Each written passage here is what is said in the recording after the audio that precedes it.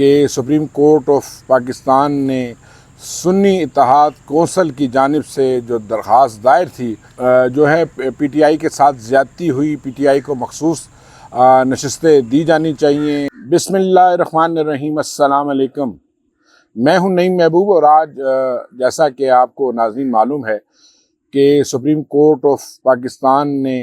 سنی اتحاد کونسل کی جانب سے جو درخواست دائر تھی اس پر فیصلہ سناتے ہوئے جو ہے وہ یہ کہا ہے کہ جو ہے پی ٹی آئی کے ساتھ زیادتی ہوئی، پی ٹی آئی کو مخصوص نشستیں دی جانی چاہیے، اور اس کے علاوہ انہوں نے یہ جو ہے فیصلہ وہ آج جاری کیا ہے، مختصر فیصلہ جس کو کافی تنقید کا سامنا ہے۔ اور اس حوالے سے میں آپ کو بتاتا چلوں کہ جو وزیر قانون ہیں سینیٹر اعظم نذیر تارڑ، انہوں نے بھی ابھی کچھ لمحے پہلے ہی ایک پریس کانفرنس بھی کی ہے جس میں انہوں نے کہا کہ سپریم کورٹ کی مخصوص نشستوں سے متعلق فیصلے کو انہوں نے سیاسی بھی قرار دیا ہے، اور یہ بھی کہا کہ سپریم کورٹ آف پاکستان میں ریلیف لینے تو سنی اتحاد کونسل گئی تھی، لیکن دیکھیں ایک ایسا فیصلہ آیا کہ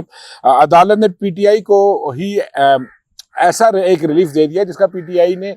نہ کوئی استدعا کی، نہ کوئی درخواست کی سپریم کورٹ آف پاکستان میں، لیکن عدالت نے، معزز عدالت نے نہ جانے کن بنیادوں پہ، کن قوانین کے تحت، کس آئین کے تحت ایسا فیصلہ سنا دیا جس پہ اس وقت شدید مختلف حلقوں کی جانب سے، حکومت کی جانب سے تنقید کی جا رہی ہے، اور بعض قانونی ماہرین ہیں ان کا بھی یہ کہنا ہے کہ یہ فیصلہ لگتا ایسا ہے جیسے ایک سیاسی جماعت کو جو ہے وہ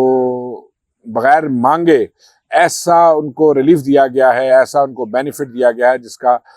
مستقبل میں شاید ان کو وہ خاطر خواہ جو ہے وہ ان کو فائدہ تو نہ ہو، لیکن تاہم یہ ضرور ہے کہ اس فیصلے کے بعد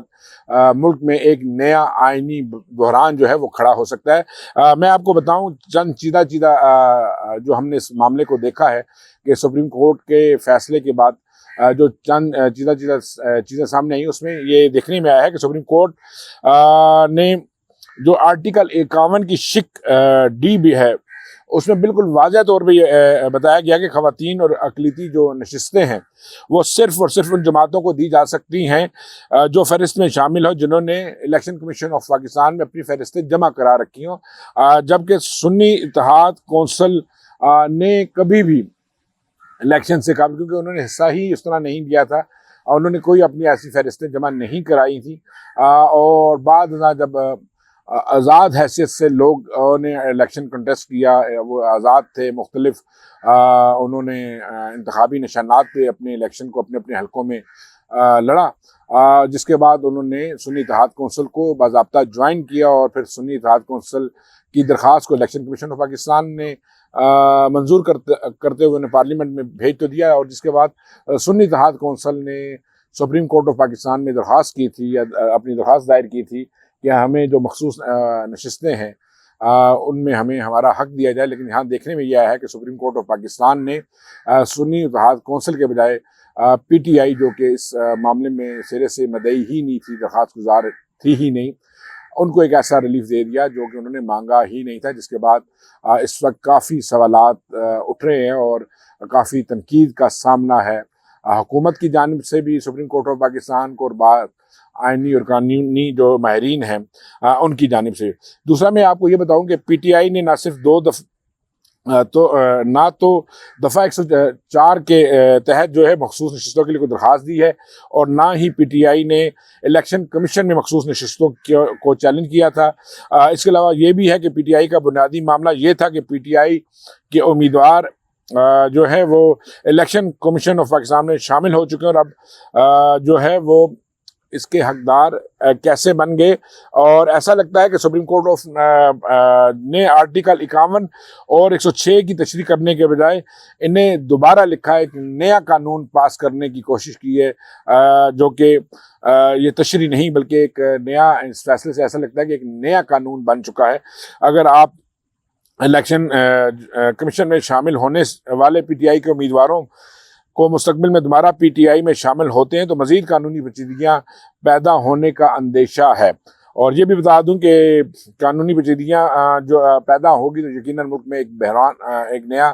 آئینی بحران برپا ہوگا، اور اس سے ملک کو یقیناً کوئی فائدہ نہیں پہنچنے والا۔ یقیناً ملک آگے معاشی اور اقتصادی طور پر شدید مشکلات کا سامنا کر رہا ہے، اور ہمارے عوام مہنگائی کی چکی میں پھنس رہے ہیں، اور ایسے فیصلوں سے پاکستان میں کوئی امن یا مزید جو ہے وہ جمہوری عمل جو ہے اس کو نقصان پہنچنے کا اندیشہ ہے۔ اور سپریم کورٹ نے جب 185 کے تحت کسی بھی چیز کا جائزہ لیتی ہے تو یہ عام طور پر ان درخواستوں